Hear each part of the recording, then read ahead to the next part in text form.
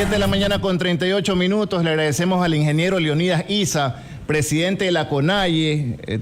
Tenemos el gusto de darle el espacio esta mañana porque quiere expresarse acerca de las preguntas de la consulta popular, pero antes de aquello, inevitablemente tenemos que preguntarle qué pasa con los acuerdos que alcanzaron con el gobierno nacional. Usted hace algunas semanas advirtió de un paro preventivo porque el gobierno estaba irrespetando los acuerdos sobre la minería, entre esos la creación de zonas de seguridad. ¿Qué ha pasado con este tema relacionado a la minería, ingeniero? Buenos días, Carlos Murrieta le saluda.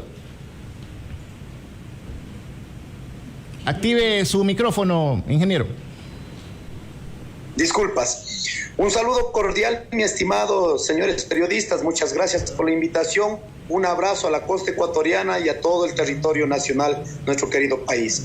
Efectivamente, se tiene una comisión de seguimiento. Se siguen en este proceso exigiendo que el gobierno nacional en el seguimiento cumpla con los acuerdos establecidos el 14 de octubre.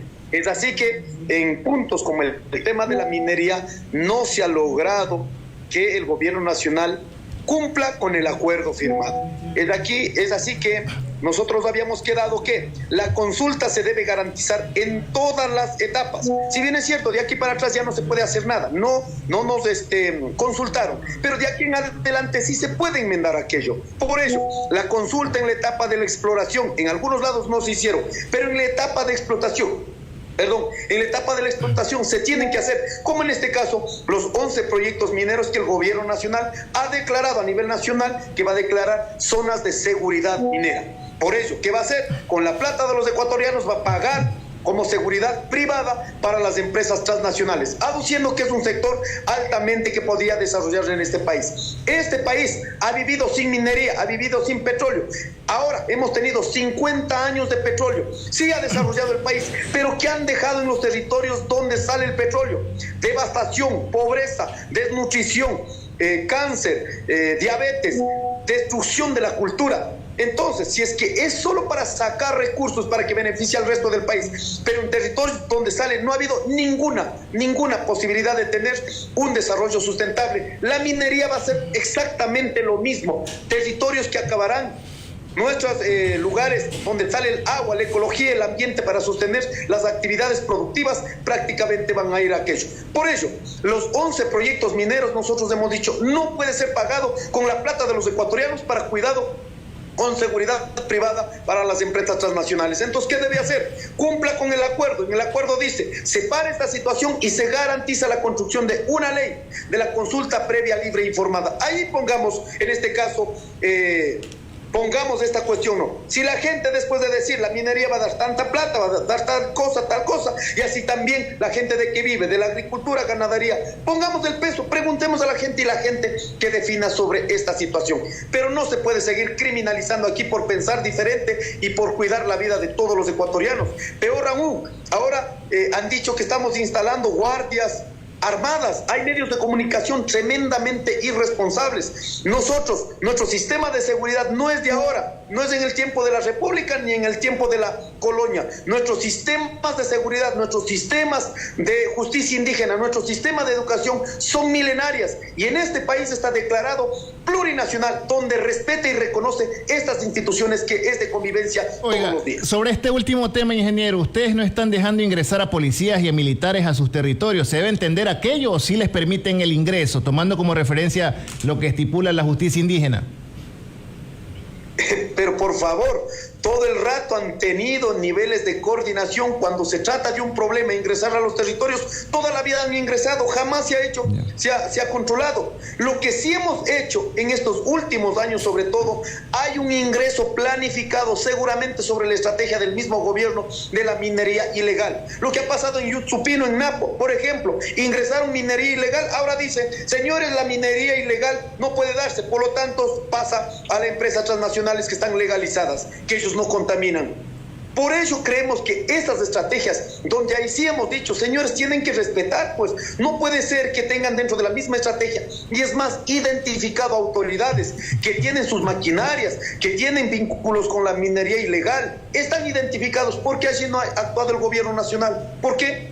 porque seguramente afectan a los mismos grupos que tienen controlado en este país. Oiga, otro tema, ingeniero, que estaba peleando la FENOCIN directamente y la CONAIE más bien se ha mostrado cauto en referirse a la condonación de deudas de hasta $10,000 con la banca pública. Inicialmente dijeron los del gobierno que iban a emitir el reglamento, terminaron cuenteando los de la FENOCIN y otra plataforma que está peleando por lo mismo. ¿Qué va a pasar si es que no cumplen con este tema de la condonación de deudas de hasta $10,000 con la banca pública? Porque ya han dicho que no es posible, porque sería la condenación de la banca. Mire, esto no ha sido la lucha de los compañeros de la FENOCIN, ha sido la lucha de todas las organizaciones y está en el acuerdo sobre mesa de alivio financiero, donde yo he dado a conocer hasta la saciedad en los medios de comunicación, en entrevistas, en ruedas de prensa, donde ahí el gobierno dice, se cumplirá con la ley donde condona hasta $10,000, pero también ahí en el decreto 452 se cumplirá condonando hasta $3,000. Por un lado, el decreto que sacó el gobierno nacional el 18 de junio, cuando estábamos en movilización, el decreto 452, cumple, así está firmado en la acta de paz del acuerdo del 30 de junio, pero en el tratamiento luego de la acta de paz, ¿no es cierto? 3 meses sentamos a trabajar. En esos 3 meses se insistió y el gobierno nacional, a través de sus delegados, se comprometió. Aquí quiero que queden claro para los ciudadanos. En el momento que estábamos en la movilización salió el decreto 452, en el momento de la lucha de 18 días. Cuando llevamos a la mesa, se insistió que cumpla la ley que él mismo propuso, no propusimos nosotros. Él expidió, pidiendo desde el gobierno nacional, expidió en la Asamblea Nacional. Y ahí está la ley, ya condonaron también, hicieron las remisiones tributarias para los grandes grupos económicos y están beneficiados. Más de $4,300 millones, ya está. Pero en esa misma ley que beneficia a los grandes, también está beneficiar hasta $10,000. ¿Cuánto significa? Entre 180 a 200 millones de dólares. O sea, para los pobres no tienes 200 millones de dólares. Para regalar a 4,300 millones de dólares, si hay la plata. Y es más, para condonar a los pobres hasta 200 millones de dólares, no hay plata. Pero para planificar, pagar a una transnacional como Chevron Texaco, que contaminó, dañó el ambiente, sacó, ¿no es cierto?, el petróleo en la Amazonía ecuatoriana, dejó con cáncer a nuestras familias, con diabetes a nuestras familias, acabaron el sistema cultural de nuestras familias. A él, en cambio, este año 2023, presupuestaron para pagar más de 2,400 millones de dólares. O sea, el 10% de lo que beneficiaría a familias humildes hasta $10,000.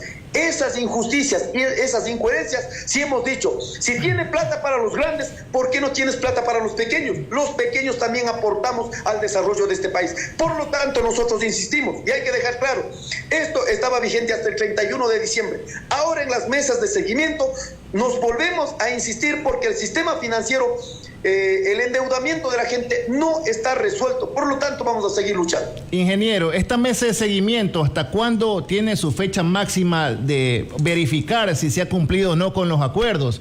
Porque el país está a la expectativa en qué momento ustedes salen nuevamente a las calles y con qué propósito. Si salieron en junio del 2022 para que el gobierno rectifique y si el gobierno incumple los acuerdos alcanzados con ustedes mismos, se entiende que si los incumplen, ustedes van a salir con el propósito de que ¿hasta cuándo existe esta mesa de seguimiento y ustedes tal vez van a resolver una nueva movilización? El 18 de noviembre hemos dicho al país, vamos a hacer en 3 meses que acaba esta fecha, el 18 de febrero, hacemos una evaluación cualitativa y cuantitativa.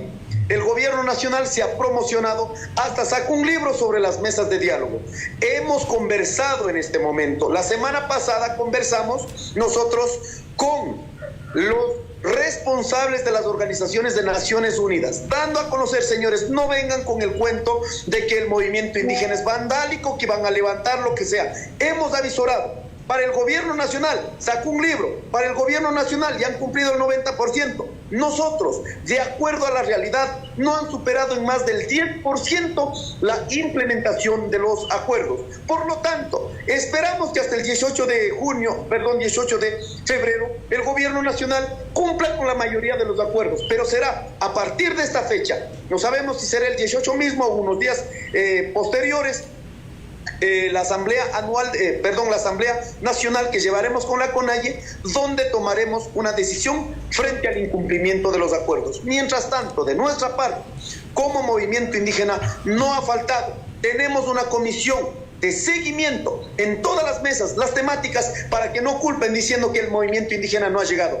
En muchas veces el gobierno a reuniones planificadas no ha llegado. Nosotros hemos estado allí insistiendo porque de nuestra parte no sea el pretexto para que el gobierno nacional diga que no han cumplido por nuestra parte. Por lo tanto, nuestro esfuerzo democrático lo está allí. Y si es que luego de esto tomaremos una decisión, de la misma manera daremos a conocer al país. Oiga, ingeniero, ¿cómo se entiende esto de que el gobierno dice que ha cumplido en un 90% con los acuerdos alcanzados con ustedes y ustedes dicen que menos del 10% se ha logrado estos acuerdos y que el 18 de febrero se van a reunir para ver qué hacen, tal vez en contra del gobierno? ¿Por qué existe esa diferencia si se supone consensuado entre ustedes? Se debió haber dado el seguimiento respectivo, pero si imagínense, estamos a 17 días de la fecha máxima tope. ¿Cómo va a cumplir el gobierno en tan pocos días si en estos días en los días anteriores no lo ha hecho? Bueno, esa ya es la respuesta del gobierno. De nuestra parte, hemos dejado una comisión permanente que no falte de nosotros para este cumplimiento. El gobierno nunca tomó en serio los acuerdos. Lo único que sirvió para el gobierno nacional es una estrategia de comunicación. ¿Cómo es que el gobierno nacional, el presidente de la República, con total impunidad, en serio, con total impunidad, sale y lanza un libro donde no apareció en la lucha para resolver los problemas? Es más, él mismo, y respetando un proceso que habíamos instalado, el diálogo, ¿no es cierto? El día lunes 20, bueno, ahora mismo no me acuerdo la fecha de junio, cuando ese lunes que sentamos a conversar con el ministro Jiménez, ya se establecieron mecanismos, ya solo faltaba el tema del precio de los combustibles. Al siguiente día, como estábamos cansados, al siguiente día se continuaba.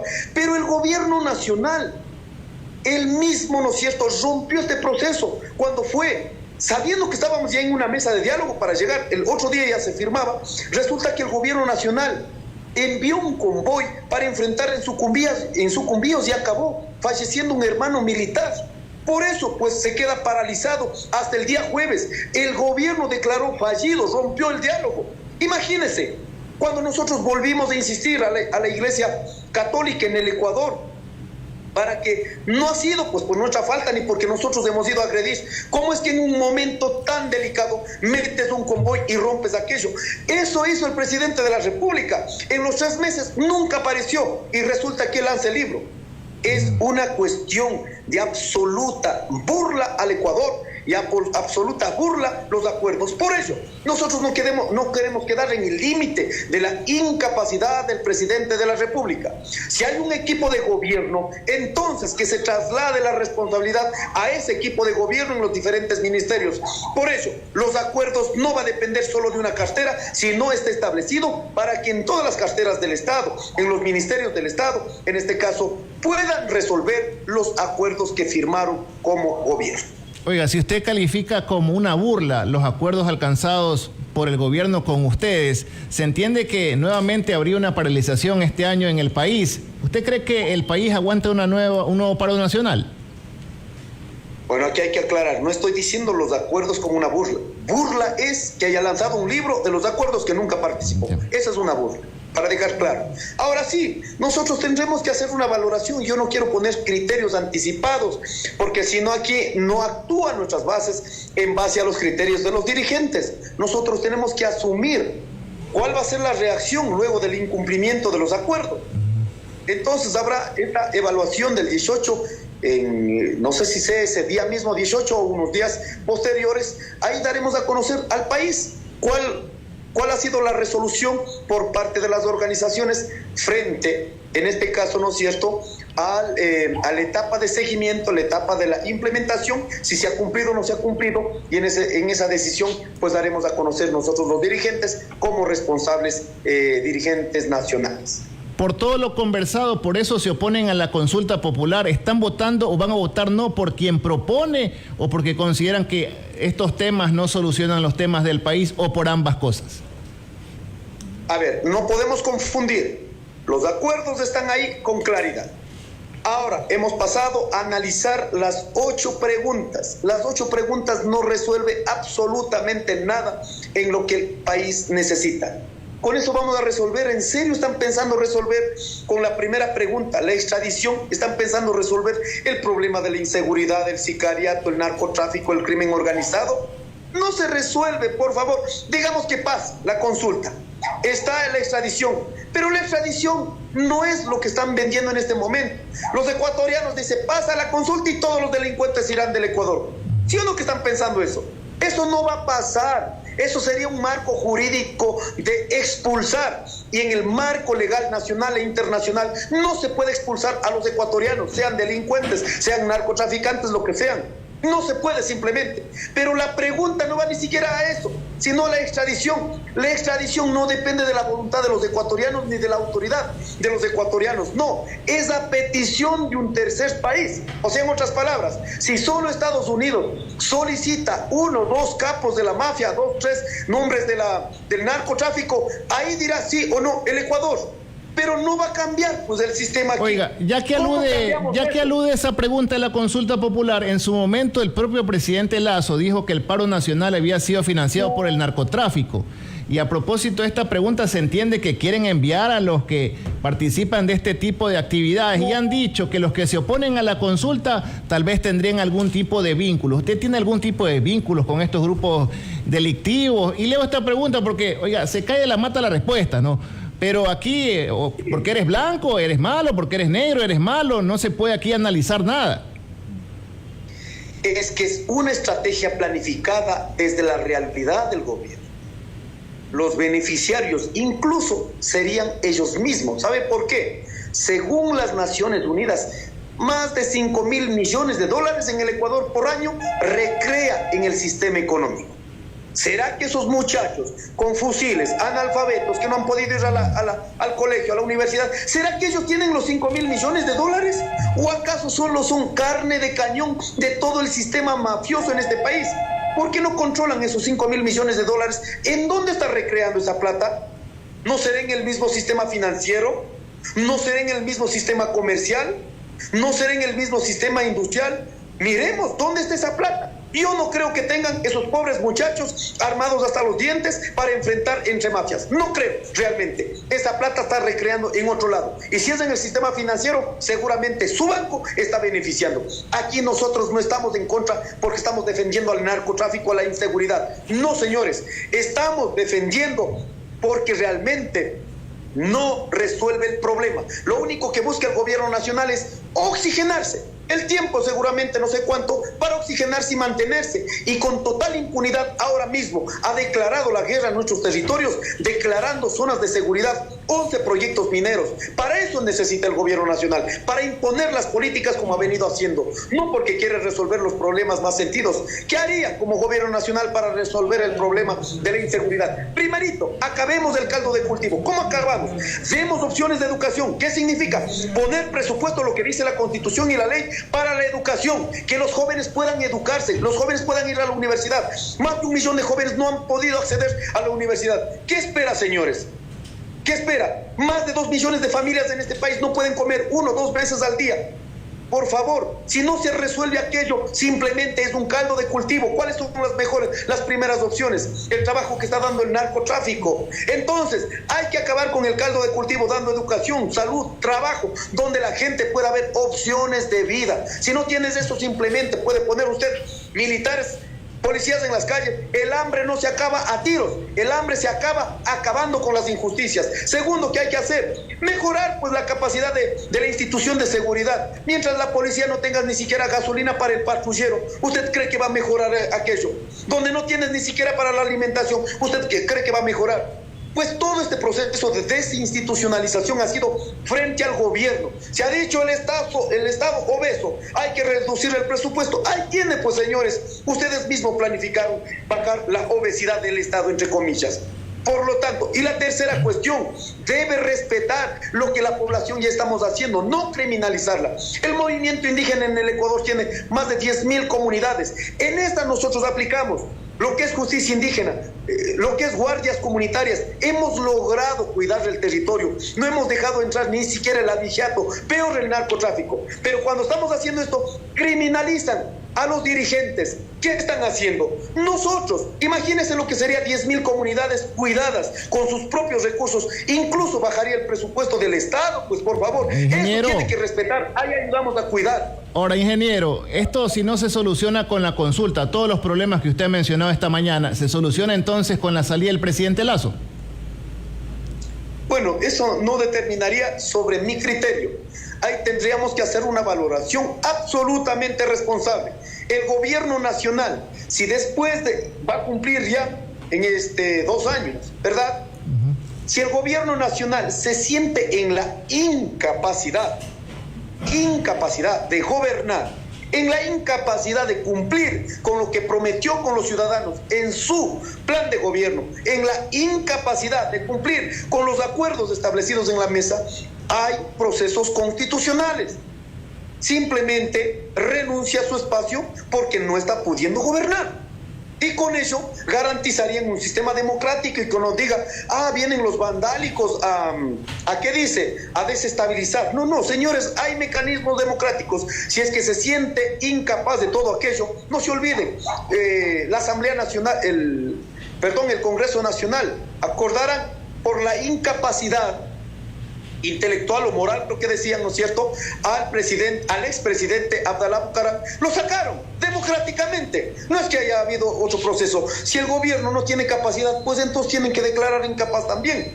Pero entonces tiene que ser la valoración real, no sobre la especulación, sobre el insulto, sobre todo lo que nos ha dicho el gobierno nacional con un acto de impunidad. Gracias. No puede pretender decir que estamos diciendo somos narcotraficantes. Eso no podemos aceptar. Gracias, ingeniero, por estar con nosotros esta mañana. Esperemos que tenerlo nuevamente en este espacio denominado Buenos Días América. Que tenga una buena jornada. Gracias por la entrevista. Muchas gracias y llamo a los ecuatorianos votar no en la consulta popular porque no resuelve nada y no hemos tenido tiempo para analizar pregunta por pregunta. Un abrazo a todos y todas. Muchas gracias. Gracias. 8 en punto.